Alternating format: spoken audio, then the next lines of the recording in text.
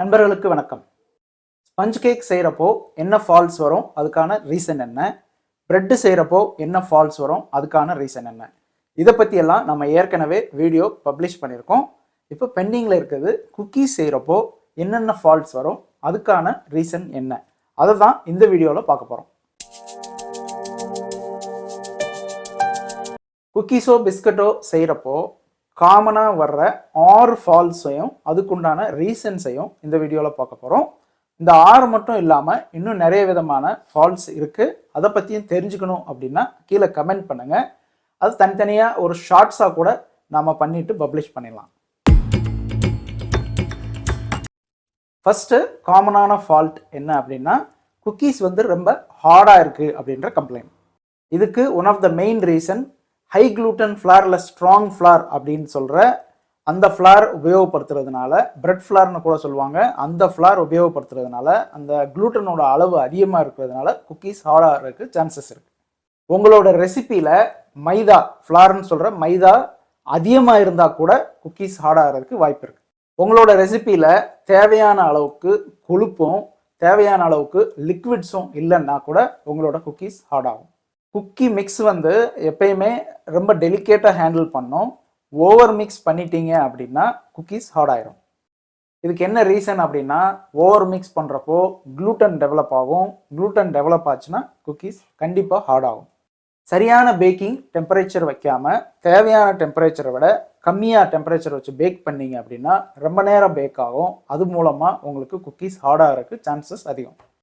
இப்போ போன பாயிண்டில் சொன்னது தான், கம்மி டெம்பரேச்சர் வச்சிங்க அப்படின்னா ரொம்ப நேரம் பேக் ஆகும். ஸோ அடுத்த பாயிண்ட் என்னென்னா, டூ மச் பேக்கிங். யூஸ்வலாக குக்கீஸ் ஒரு ஸ்டேஜில் நீங்கள் வெளியில் எடுத்து வச்சதுக்கப்புறம் அந்த ட்ரேல இருக்க ஹீட்டில் அது ஃபர்தராக குக் ஆகிட்டு உங்களுக்கு நல்லா கிறிஸ்ப் ஆகும். ஸோ நீங்கள் அவன் உள்ளே ஹார்டு பண்ணணும் அப்படின்னு நினச்சிட்டு ஓவர் பேக்கிங் பண்ணீங்க அப்படின்னா வெளியில் எடுத்ததுக்கப்புறம் இன்னும் அது குக் ஆகிட்டே இருக்கும்.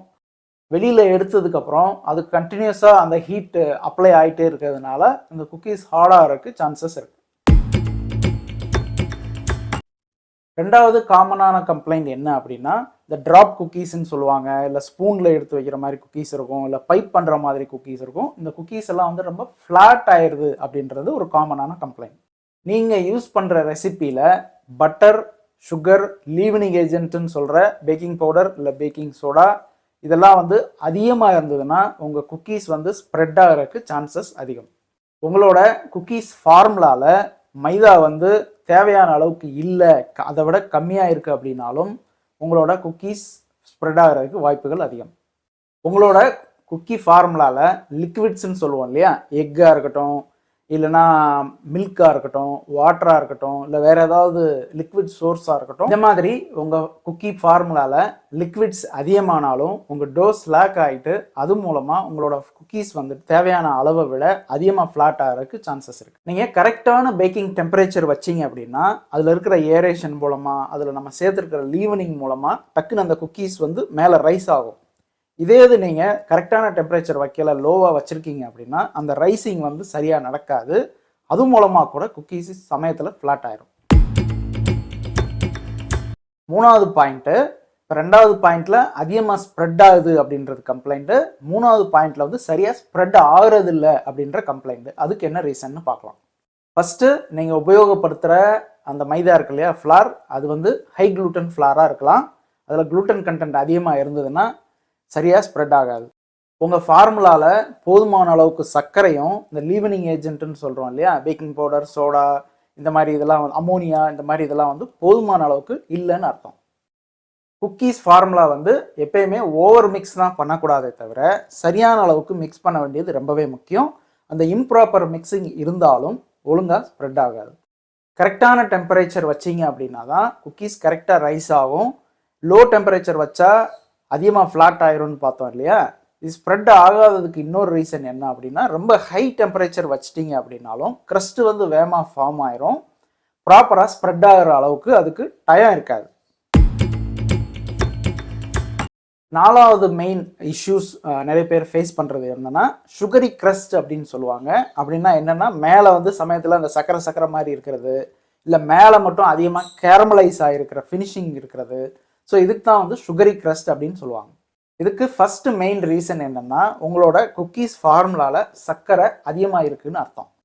லீவனிங் ஏஜென்ட் அப்படின்னு நீங்கள் சேர்ப்பீங்க இல்லையா, பல தடவை சொன்ன மாதிரி இந்த பேக்கிங் பவுடர், சோடா இந்த மாதிரி ஐட்டம்லாம் இது வந்து ரொம்பவே அதிகமாக இருக்குன்னு அர்த்தம். அந்த மாதிரி அதிகமாக இருந்ததுன்னா அதிகமாக கார்பன் டை ஆக்சைடு உள்ள ப்ரொடியூஸ் ஆகும்.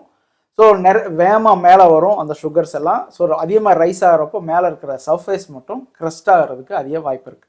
உங்கள் ஃபார்முலாவை வந்து குக்கி ஃபார்முலாவை சரியாக மிக்ஸ் பண்ணல, இம்ப்ராப்பர் மிக்சிங் அப்படின்னு சொல்லுவாங்க இல்லையா, சரியாக மிக்ஸ் பண்ணலைனாலும் அந்த சர்க்கரை அந்த இன்க்ரீடியன்ஸ் எல்லாம் சரியாக மிக்ஸ் ஆகிருக்காது. சரியாக மிக்ஸ் ஆகாத அந்த சர்க்கரை எல்லாம் மேலே சர்ஃபேஸில் வந்து அதிகமாக கேரமலைஸ் ஆகி அந்த சுகரி க்ரஸ்ட்டை உங்களுக்கு கொடுக்கும். தேவையான டெம்பரேச்சரை விட அதிகமான டெம்பரேச்சரில் நீங்கள் பேக் பண்ணிங்கன்னா சர்ஃபேஸ் மட்டும் வேகமாக கேரமலைஸ் ஆகிட்டு அந்த சுகரி க்ரஸ்ட் வந்துடும். இந்த 5வது ஃபால்ட் வந்து ரொம்ப காமனாக நிறைய பேர் என்கிட்ட சொல்லியிருக்காங்க. அது என்ன அப்படின்னா, குக்கீஸ் வந்து ரொம்ப க்ரம்பிளியாக இருக்குது, அதுக்கு என்ன காரணம் அப்படின்னு கேட்டிருக்காங்க. அதுக்கு காரணத்தை இப்போ பார்க்கலாம். உங்களோட குக்கி ஃபார்முலாவில் அதிக அளவுக்கு சர்க்கரையும் அதிக அளவுக்கு ஃபேட்டும் இருந்ததுன்னா இந்த மாதிரி உங்கள் குக்கீஸோட எண்ட் ரிசல்ட் வந்து ரொம்ப க்ரம்பிளியாக இருக்கும். மைதா வந்து தேவையான அளவை விட கம்மியாக இருந்தாலும் உங்கள் குக்கீஸ் க்ரம்பிளி ஆகிறதுக்கு சான்ஸ் இருக்குது. பைண்டிங் ஏஜென்ட் அப்படின்னு சொல்கிற எக்கு இல்லைனா அதுக்கு ஆல்டர்னேட்டிவாக இருக்கிற ஃப்ளாக்ஸ் சீட் பவுடரு, இந்த மாதிரி பைண்டிங் ஏஜென்ட்ஸ் வந்து போதுமான அளவுக்கு ஒரு குக்கி ரெசிப்பியில் இல்லை அப்படின்னாலும் க்ரம்பிளி ஆகும்.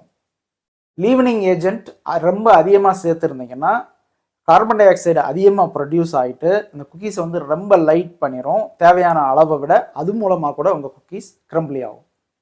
இந்த பாயிண்ட் திரும்ப திரும்ப வர மாதிரி இருந்தாலும் உங்கள் குக்கி ஃபார்முலாவை சரியாக மிக்ஸ் பண்ணல, இம்ப்ராப்பர் மிக்சிங் இருந்தாலும் குக்கி க்ரம்பிளி ஆகிறதுக்கு சான்சஸ் ரொம்பவே அதிகம். 6வதாகவும் கடைசியாகவும் நாம் டிஸ்கஸ் பண்ண போகிற பாயிண்ட் என்ன அப்படின்னா, குக்கீஸ் வந்து நாம் பேக் பண்ணோம், ஆனால் பேக் பண்ணதுக்கப்புறம் நாங்கள் எதிர்பார்த்த அளவுக்கு அதில் ஃப்ளேவர் இல்லை அப்படின்றது.